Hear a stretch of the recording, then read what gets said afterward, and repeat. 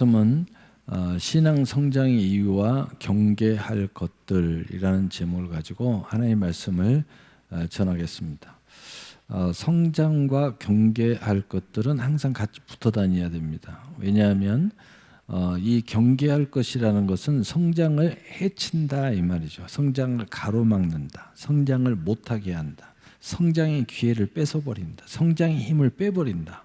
성장의 생각을 아예 못하게 한다. 성장의 환경과 모든 것을 갖추지 못하게 한다. 등등이 경계할 것들이라는 내용 안에 우리가 들어있을 것 같죠. 신앙 성장이 왜 중요하냐? 신앙 성장은 곧 생명을 얻되 더 풍성히 얻게 하는 아주 중요한 생명이 왕노릇하는 권능이 성장이라는 테마 안에 들어있어요. 요한복음 10장 10절. 그래서 우리가 성장하지 않으면 더 풍성한 열매를 맺을 수가 없고, 성장하지 않으면 하나님의 말씀을 들어서 믿음으로 계속 들어와야 되고 더 깊어져야 되는데 그것이 되지 않습니다. 로마서 10장 17절. 그래서 우리가 성장해야 눈이 열립니다. 또 성장해야 귀가 열립니다. 성장해야 마음이 열려요. 그리고 커집니다. 더 귀한 역사가 일어나고 또 모든 선한 일에 에비뎀이 되는 귀 쓰이는 것으로 계속 가는 겁니다. 그래서 신앙 성장의 이유는 우리가 우리의 성장에 따라서 그 이유가 굉장히 테마가 있어요. 테마가. 큰 테마로 말하면 내 개인의 테마가 있고 하나님의 나라의 테마가 있어요. 그리고 저 천국에 대한 테마가 있어요. 그리고 굳이 한 개를 더 말하자면 개인과 하나님의 나라와 천국의 테마가 서로 연합해 가지고 합력해서 하나님의 뜻을 이루는 테마가 있어요. 그래서 이 성장하는 테마, 이 성장이라는 것 자체가 없어버리면은 이런 모든 것들 우리와 상관이 없어져 버릴 수가 있어요. 그래서 이런 모습을 예수님은 살아있다나 죽은 자로다. 살아있는 것 같은데 죽어있다 이 말이에요. 그래서 우리가 살아있는 사람은 성장해야 된다. 근데 우리의 중심은 무엇이 성장의 시작, 기초, 뿌리, 파워의 원천이 돼야 되느냐, 근원이 돼야 되냐면 신앙의 성장이 일어나야 된다. 영혼이 잘 돼야 된다는 뜻이에요. 먼저 그의 나라가 의가 우리 안에 세워져야 된다는 뜻이에요. 그리고 그것이 말씀과 기도로 출발해야 된다는 뜻입니다. 그래야 탄탄해요. 우리 인생의 배가 파손하지 않습니다. 또 우리의 인생의 믿음의 가문, 믿음의 기업, 믿음의 신앙이 파손하지 않아요. 견고하게 가는 거예요. 기초가 탄탄하게 내려져 있는 건물은 절대 무너지지 않습니다. 뿌리가 깊이 뻗어 있는 나무는 비가 나고 바람이 나고 창수가 나도 절대 문제가 되지 않습니다. 그 시편 1편에 보면은 그 뿌리를 깊이 시냇가에 뿌리를 난 자는 아무리 더위가 오고 가뭄이 와도 해를 당하지 않는다. 시절을 쫓아 과실을 맺는다는 거예요. 그래서 바로 이 신앙 성장의 기초가 우리 안에 제대로 탁 이루어지면은 우리의 인생이 문제될 것이 없어요. 우리는 인생에 문제가 있고 또 많은 어려움이 있을 때마다 딴 데 가서 이 문제를 찾는데 그렇지 않아요. 신앙 성장의 뿌리, 기초가 탁 제대로 서 있으면은 문제가 아닙니다. 오히려 기회가 돼버려요.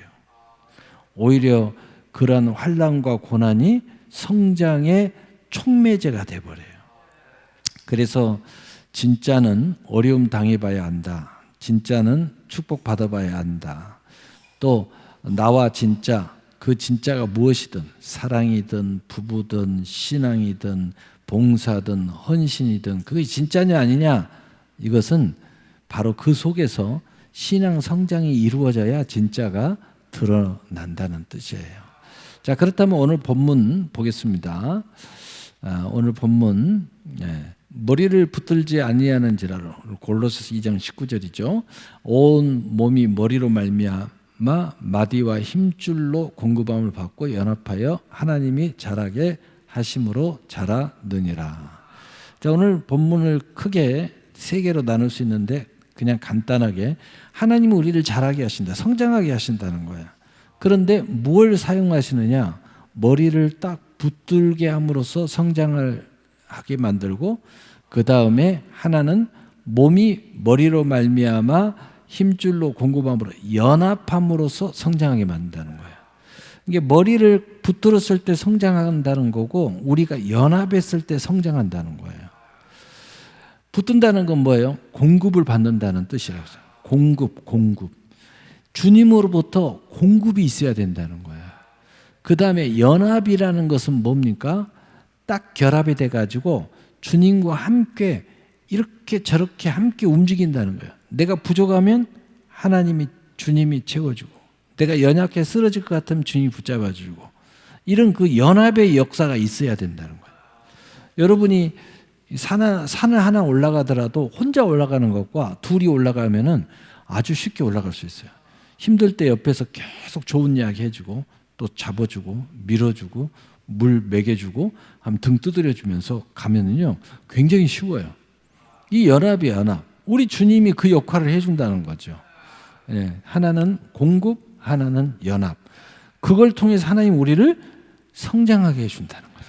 자, 그럼 구체적으로 우리가 기초적인 것, 그 성장을 위해서, 이걸 위해서 우리 입장에서 뭘 해야 되느냐? 디모데전서 4장 5절 6절 우리 함께 읽어보겠습니다. 시작. 하나님의 말씀과 기도로 거룩하여짐이라. 내가 이것을 형제로 깨우치면 그리스도 예수의 좋은 일꾼이 되어 믿음의 말씀과 내가 따르는 좋은 교훈으로 양육을 받으리라. 아멘. 성장 안에는 뭐냐면은, 우리가 양육이라는 것은 성장하는 역사를 이야기하는데, 바로 그 기초에는 뭐냐? 말씀과 기도가 있다는 거예요. 그래서 이걸 깨닫게 되면은 깨닫게 해준 사람도 성장하고 깨달은 사람도 성장한다는 거예요. 그래서 이 목사가 여러분한테 말씀 전하고 뭐 해도 항상 말씀 붙잡아야 됩니다. 기도해야 됩니다. 말씀과 기도가 기초이기 때문에. 그래서 기도 안 하면은 절대 성장이 이루어질 수가 없어요. 여러 가지 방법들이 많이 있어요. 하나님 앞에 공부를 받는. 근데 기도 안 하면 그게 안 된다는 거예요. 먹통이 돼버린다는 거예요. 그래서 말씀 기도 계속 반복해서 이야기하는 거예요. 그래서 말씀을 필사해라, 말씀을 쥐하라, 묵상해라, 말씀 붙잡아라, 말씀 붙잡고 기도해라, 말씀 붙잡고 찬양해라. 그렇지만은 기도 안 하면 소용없다. 기도해라. 저는 시간이 없는데요. 새벽기도 깨워라. 예? 그러니까 이 새벽은 나만의 시간이죠. 그리고 오직 했으면 하나님께서 내가 새벽에 너희를 도우리라. 시때 중에서 때로 하나님이 도와주고 권능을 입혀주겠다는 것은 새벽밖에 없어요. 그리고 모든 심리학자, 사회학자, 철학자들이 다 이야기해요. 새벽을 먼저 깨우는 삶을 갖고 있는 사람들은 다 성공이라는 테마가 달려온다는 거예요. 그게 그냥 공식처럼 돼 있어요. 공식처럼. 그냥 늦게까지 깨우지 못하는 인생을 사는 사람, 밤을 새우고 이런 사람들은 성공이라는 단어가 안 온다는 거예요. 이게 그냥 공식으로 딱 돼 있어요. 딱 돼 있어. 하나님도 그래서 거기다 초점을 맞춘 거야. 여러분이 새벽을 깨우면서 하루를 탁 시작을 하면은 얼마나 좋은 일이 일어나는지 몰라요. 이것은 하나님만 우리 가르쳐 주는 것이 아니라 모든 세상에 뭐 좀 한다, 영 좀 한다, 돌을 닦는다, 뭐 한다, 다 그 사람들 새벽 시간을 이용해요. 왜냐하면 뭐가 있는 줄 알아요.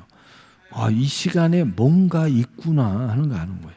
해가 떠오를 때 딱 앉아서 그 기운 받는다고 그러고 앉아 있어요. 또 태양이 쫙 해오름을 놓고 그 새벽에 가서 그거 본다고. 그리고 요즘 손 벌리고 있어요. 우리는 주님의 존전에 나와 새벽에 우리 주님의 기름 부음을 받는 거죠. 자, 계시록 3장 11절 함께 읽기 시작. 내가 속히 오리니 내가 가진 것을 굳게 잡아 아무도 내 멸관을 빼앗기지 못하게 하라. 아멘. 최고의 성장은 뭐냐? 하나님이 내게 주신 것을 빼앗지 못하게 하는 최고의 권능이에요. 여러분이 성장하지 않는 순간부터 빼앗긴다는 것을 알아야 돼요. 이거에 대해서 깊이 설명 안 해도 여러분 이해하죠? 내가 성장하지 않는 순간 내 인생은 뺏기고 있어요. 근데 성장하는 사람은 절대 뺏기지 않습니다. 자, 에베소 4장 15절 16절. 오직 사랑 안에서 참된 것을 하여 범사에 그에게까지 자랄지라. 그는 머리니 곧 그리스도라.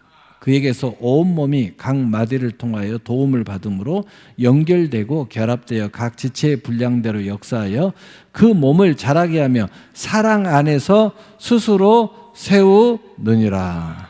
이미 소리내서 이야기했죠? 공급을 받아야 된다. 연합의 역사가 일어남으로써 우리가 스스로를 세울 수 있게끔 된다는 거예요. 이게 여러분이 저는 아무것도 모르겠는데요. 일단 그러면 주님으로부터 공급받아라. 뭐 하면서? 말씀과 기도하면서. 저는 어떻게 할지 모르겠어요. 일단 주님과 연합해라.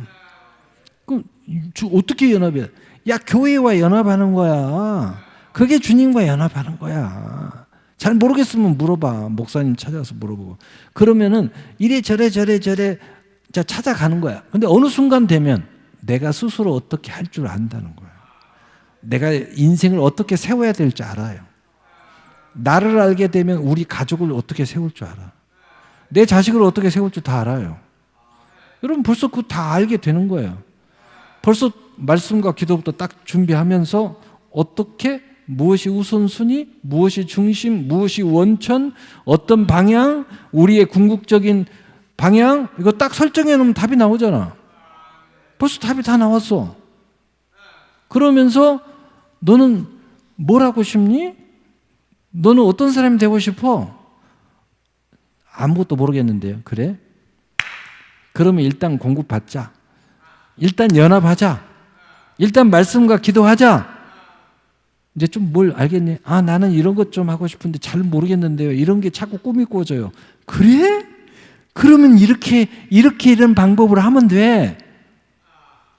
이렇게 세워주는 거야. 왜? 나를 세울 줄 알면 남도 세울 줄 아는 거야. 답이 벌써 나오잖아. 할렐루야. 자, 골로새서 2장 16절 17절. 그러므로 먹고 마시는 것과 절기나 초하루나 안식일을 이유로 누구든지 너희를 비판하지 못하게 하라. 이것은 장래일의 그림자이나 몸은 그리스도의 것이니라. 여러분, 그리스도의 몸에 관한 것, 교회에 관한 것, 교회 예식에 관한 것, 모든 것이 비판받지 못하게 해라는 거예요. 비판하는 것을 경계해라. 첫째, 내가 비판한 걸 경계해야 돼. 내가 그리스도의 몸을 비판하면은 성장이 없어요. 성장하겠어요? 그리스도를 비판하는데, 그리스도의 몸을 비판하는, 이게 다 그리스도의 몸인데, 여러분 예배가 어쩌고 저쩌고 다 그리스도의 몸을 비판하는 거야. 목사가 어쩌고 저쩌고 그리스도의 몸을 비판하는 거야. 여러분 비판을 멈춰야 돼요. 그리고 남도 여러분을 비판하지 못하게 해야 돼. 그래야 내가 성장하는 거야. 그 다음에 이미 여기서 이야기했지. 머리를 붙들지 못하게 하는 것들을 첫째로 경계해야 돼. 내가 주님 앞에 공급을 받으면 어떻게든지 주님을 붙잡아야 되겠는데 이걸 못하게 하는 거예요. 말씀을 자꾸 멀리하게 만드는 거야. 기도를 자꾸 멀리하게 만드는 거야. 이거 경계해야 된다는 거예요. 여러분 주변에 뭔가를 모르는데 이 사람이 나한테 잘해주는 것 같다. 이 사람이 뭔가 나를 위해서 이야기해 주는 것 같고 자꾸 토닥토닥 해주는 것 같은데 이 사람 말만 들으면 이상하게 뭐가 멀어져요? 주님을 자꾸 나도 모르게 멀어져. 기도가 자꾸 기도를 안 하게 만들어. 그 경계하라는 거예요. 두 번째, 비판을 경계해야 돼요. 골로새서 2장 18절 우리 함께 읽어봐요. 시작. 아무도 꾸며낸 겸손과 천사 숭배를 이유로 너희를 정죄하지 못하게 하라. 그가 그 본 것에 의지하여 육신의 생각을 따라 헛되이 과장하고 자, 세 번째는 뭐예요? 정죄하지 못하게 하라. 그 이유가 뭐냐? 그 사람들의 논리가 너무 똑똑해. 그러나 그 논리가 다 육신의 것이야. 그런데 우리의 신령함이 정죄를 받으면 절대로 안 된다. 내가 무엇을 봤니? 무엇을 꿈꿨니? 다 이것은 하나님과 개인적인 거야. 자랑할 건 아니지만 절대 정죄를 받아서는 안 된다. 그래야 너희들이 성장한다. 응? 너희들의 그 신령함이 천사가 그런 것들이 절대 정죄 받으면 안 된다는 거예요. 정죄하지도 말고 정죄 받지도 말아라. 그래야 너희가 성장한다. 자, 첫째는 어떻게 하든지 그리스도를 붙잡지 못하게 하는 거 경계해라. 두 번째로는 어떻게 하든지 간에 그리스도의 몸, 우리가 하나님의 관계 속에서 이렇게 교회나 예배나 모든 예식이나 예물이나 이거 절대 비판 받지도 말고 하지도 마라. 셋째, 너희들의 신령함 천사를 봤니 어쩌니 다 좋다 이거야. 그러나 절대 정죄 못하게 하라. 정죄하지도 말고 정죄 받지도 마라. 그래야 너희들이 성장한다. 그러지 않겠어요? 주님과 교제, 주님의 몸과 연결, 신령함이 비판이나 정죄나 하지 않도록 해야 여러분이 성장하는 거예요. 이들의 비판은 다 육신의 기준으로 하기 때문에 그런 거 받지 말라는 거예요. 논리 그런 거 받지 말라는 거예요. 어떻게 육신의 생각과 논리로 신령함을 판단할 수 있어요? 판단받지 마라. 절대로. 그래야 여러분들이 성장한다는 거예요. 결론입니다. 에베소 4장 12절 우리 함께 읽어봐요. 시작. 이는 성도를 온전하게 하며 봉사의 일을 하게 하며 그리스도의 몸을 세우려 하심이라. 아멘. 왜 우리가 성장해야 된다고요? 그리스도의 몸을 세우기 위해서. 우리 주님이 우리를 성장시켜서 그리스도의 몸을 세우는, 그리스도의 몸이 뭐예요? 교회의 지체를 이야기하는 거죠. 구체적으로 봉사와 성도를 온전케 하는 사역을 위해서 내가 하나님의 은혜의 선물을 따라 일꾼이 되었노라. 얼마나 좋아요. 그리스도의 몸, 교회를 섬기게 하기 위해서, 세우려고 하기 위해서 하나님이 궁극적으로 했는데 결론은 뭐냐? 이 말씀이 계속 이어가기 때문에 좀 잘라가지고 그 부분만 에베소 4장 15절 16절 우리 함께 읽어봐요. 시작. 오직 사랑 안에서 참된 것을 하며 범사에 그에게까지 자라갈지라. 그는 머리니 곧 그리스도라.